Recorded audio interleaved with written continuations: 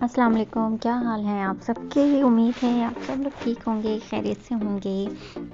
अच्छा जी, आज दावत का पहला दिन है। मतलब कुछ रिलेटिव्स आए हुए हैं आंटी के घर पे। तो हम लोग गांव में हैं और जो है आज दावत बन रही है। तो यहाँ पे जो है ना चाइनीज़ छोटा सा ब्लॉग रिकॉर्ड किया, ज़्यादा मैं नहीं रिकॉर्ड कर पाई। तो यहाँ मैं बना रही हूँ चाइनीज़ राइस। अंडा मैंने पहले ही फ्राई करके अलग करके रख लिया है।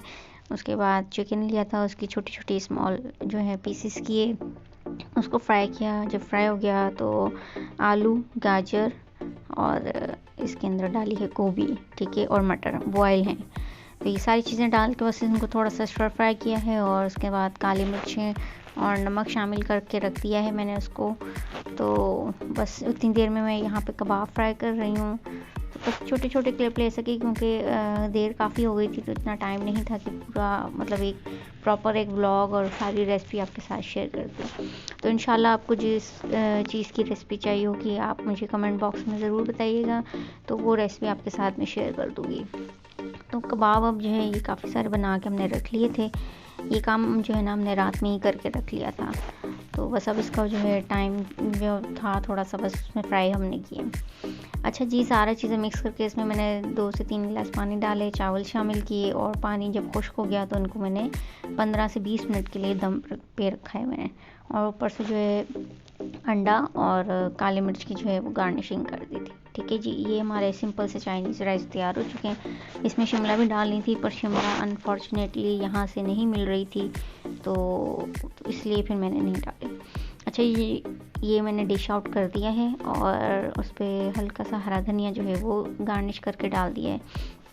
और अगेन जो है बिल्कुल चुटकी भर जो है काली मिर्च ऊपर से मैंने छिड़क दी थी इसके। तो आप देख सकते हैं कि देखने में ये कितने अच्छे लग रहे हैं और यकीन माने ये खाने में भी उतने ही लजीज बने थे। तो इंशाल्लाह प्रॉपर रेसिपी भी आपके साथ शेयर करूँगी मैं कि आप कितनी जल्दी से और कितनी आसानी से जो है वो फटाफट चाइनीज़ आप बना सकते हैं घर के अंदर ही। सबको बहुत पसंद आए थे। और इसके साथ ही जो है ना यहाँ सैलेड में जो है वो खीरा काट लिया था साथ में, और ऊपर वही 2 से 3 ड्रॉप लेमन के और साथ में काली मिर्च वगैरह धनिया से गार्निश कर दी थी। अच्छा, खाने का टाइम हो चुका है, मेहमान आ चुके हैं, बस अब हम जो है वो रख रहे थे खाना। रायता बिल्कुल तैयार है, कबाब जो है वो फ्राई होकर रख दिए हैं और सालन जो है वो आंटी ने पहले ही बना लिया था। तो ये चिकन का सालन बनाया था, ग्रेवी, और बड़ी मज़े का सालन बना हुआ था। सालन जो है वो सबको बहुत ज़्यादा पसंद आया और चावलों के साथ जो है ना सालन सबने बहुत शौक़ से खाया। अभी ये कबाबों को भी मैंने अरेंज कर दिया है इसके अंदर खूबसूरती से, और बस अब ये हम रख रहे हैं खाना, साथ साथ हम बस डालते जा रहे हैं और रखते जा रहे हैं। तो बस इसी अफरा तफरी के दौरान ही जो है ना आपके लिए मैं जो है ये छोटा सा जो है एक ब्लॉग रिकॉर्ड कर पाई हूँ। अच्छा जी, मीठे में जो है ना आंटी ने बनाई थी कस्टर्ड वाली सेवइयाँ, जो कि बहुत मज़े की बनी हुई थी।